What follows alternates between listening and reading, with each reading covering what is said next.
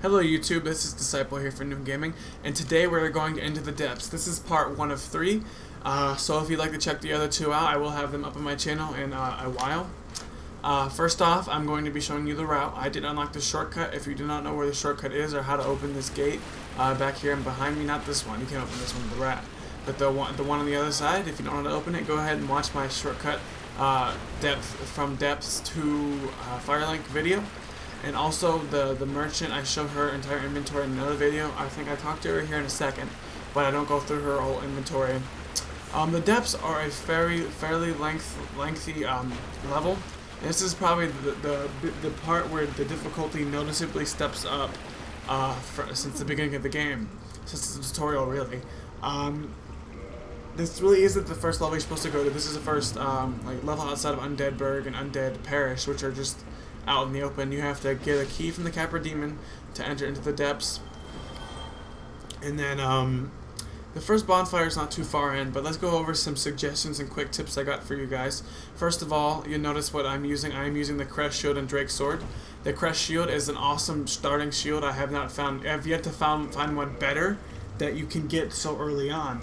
If you don't know how to get the Crest Shield, I do have a video titled Nameless Knight and Crest Shield, so go ahead and watch that. I go through how to get there, what to do when you get there, and how to get the Crest Shield when you are there, and all that. And then the other weapon, the best weapon I believe you can start with, I don't know, early on, I'm sure you can get better weapons, but the best weapon you can enter the depths with without having trouble getting it is the Drake's Sword, which does 200 damage, and it helps you a lot throughout the depths. I don't think you find a better weapon inside the depths either. I think you have to wait till all the way to Sen's Fortress to actually find a better weapon.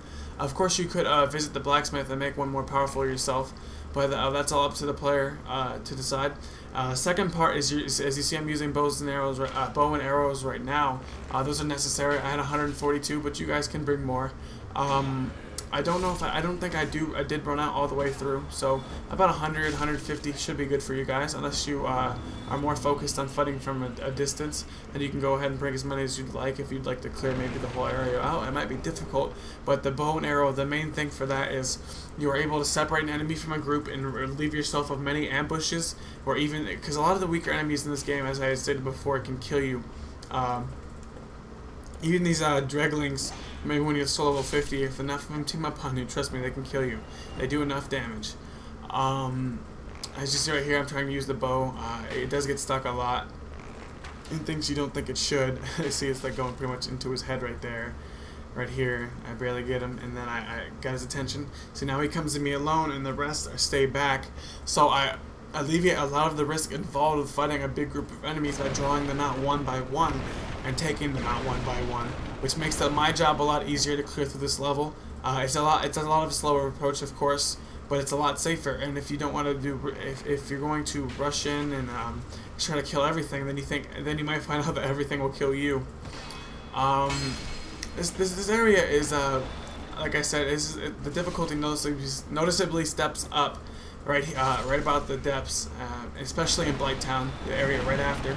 But some other things you guys might need to know is that there are going to be some enemies later on. I don't know if I actually encountered them yet in this video, but there are going to be some enemies later on in the depths that can curse you.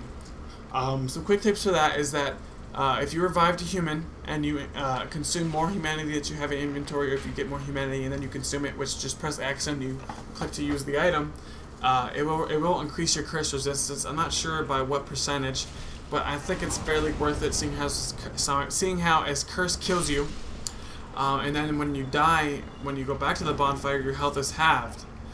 It's a very nasty element, probably one of the worst in this game. I have yet to encounter. There might be more, but like I said, to avoid curse altogether,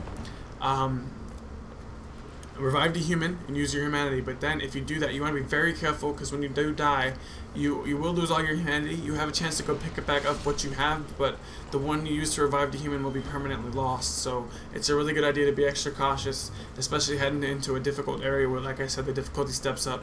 There's not much in this first part of this level, mostly dredges. There is a butcher mini boss I'm about to fight, and you can get the large ember behind him, which will allow you to do weapon ascensions from 5 to 10, and also weapon ascensions from +5 to fire and +5 to lightning. I believe you might need something else for the lightning, but I know you can upgrade with lightning weapons after you get that ember, after you get the large ember. And I do know that you can make fire weapons. I do know that for sure because I made the fire longbow. See, this guy snuck up on me right here. I don't know how that happened. I almost got myself killed by having my bow out again. I kept zooming in. This was actually a pretty intense moment. I was kind of scared. These guys aren't too hard. The main thing for them is they have more health than most enemies you've encountered before, probably, and they do more damage. Now, they are slower, but if you can figure out how to maneuver against them, they won't be too difficult for you. Also, another quick tip, as you see I'm doing here, is I'm taking the dogs out. See, there's a chest with the large ember, which allows you to do weapon ascensions, as I said. But it's best to always separate enemies from the group, kill them. Now, careful, these dogs can poison you. You can also, if you watch my shortcut video, you can buy purple moss clumps from the merchant in the on the way from the depths, and that will allow you to cure your poison and also reduce buildup just in case you don't want to get poisoned. If you haven't watched that video, like I said, watch it again. Bring those items, and if you do think you're gonna get cursed, or if you do have an aggressive playstyle, it might be a good idea to go ahead, return to Undead Asylum. If you don't know how to do that, I do have a video on that as well. I know I'm just throwing out all these references to my other videos, but it is actually helpful. You might want to return to Undead Asylum and trade a cracked red-eyed orb, which you can get in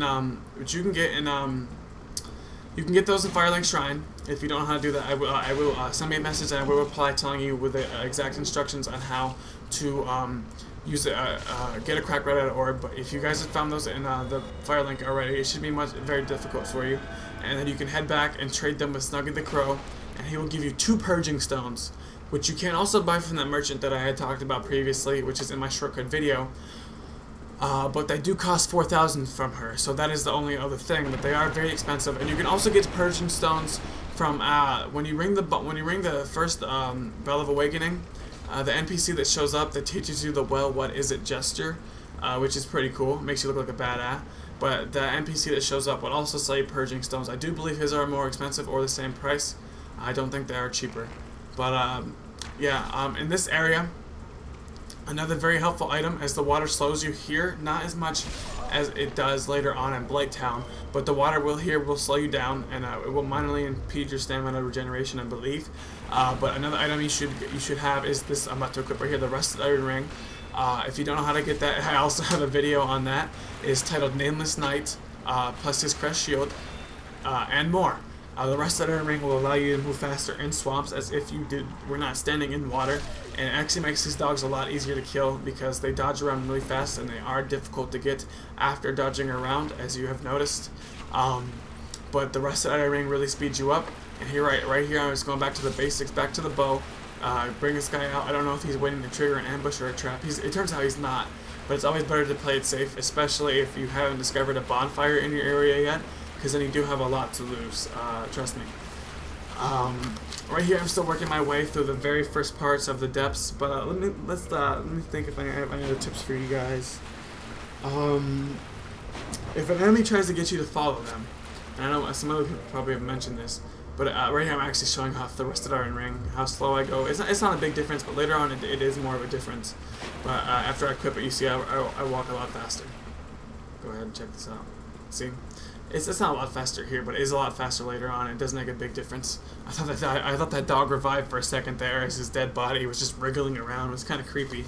But another thing that I want to mention to you guys, in case you don't want to watch the whole walkthrough, or even if you do, just a note, a pro tip, not really. It's really a basic slash later on advanced tip.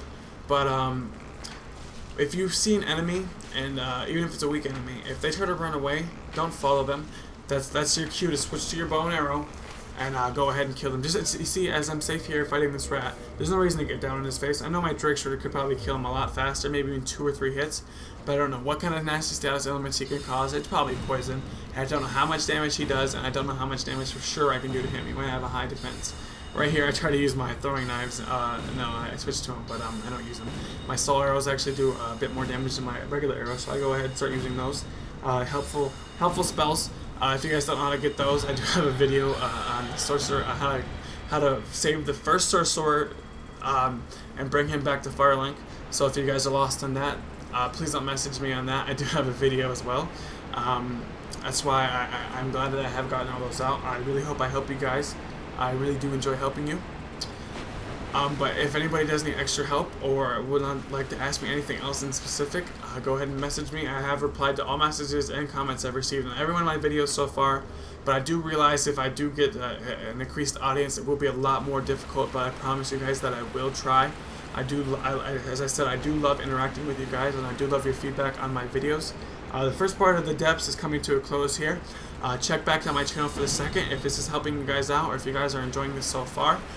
Subscribing will let you know when my new video is put on YouTube. But as for now, this is all from Disciple here at New Gaming. I appreciate your continued support and hope to keep receiving it in the future. Love you guys. Bye.